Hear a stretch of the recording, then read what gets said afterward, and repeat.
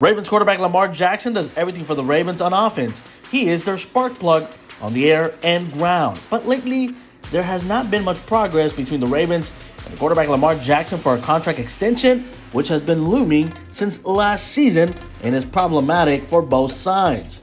The Ravens want to reach an extension to secure the future with their franchise quarterback and lessen Jackson's cap hit for the upcoming season.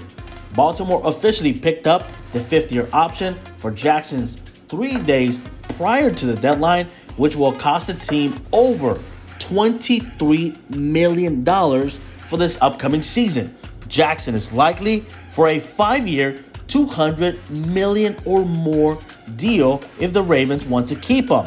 The Ravens fully understand the cost for a franchise quarterback, especially somebody like Lamar Jackson, who won the NFL MVP in 2019, played just 12 games last season because of an illness against the Bears and an ankle injury he suffered against the Browns, but he threw for 2,882 yards with 16 touchdowns. But here's the Debbie Downer: 13 interceptions last season.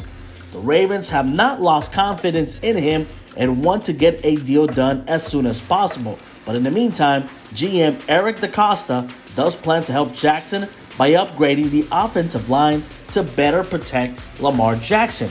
In 2019, Jackson led the NFL with 36 touchdown passes and set the NFL record for rushing yards by a quarterback with 1,206, behind an offensive line that featured 2 Pro Bowl tackles, Ronnie Stanley and Orlando Brown Jr., and a potential Hall of Fame guard, Marshall Yanda. Last season, though, Jackson total carries worst in interceptions, 13, and he got sacked 38 times while working with an offensive line that included the league's worst pass-protecting left tackle, Alejandro Villanueva, which gave pedestrian play at left guard and a rotation at right tackle.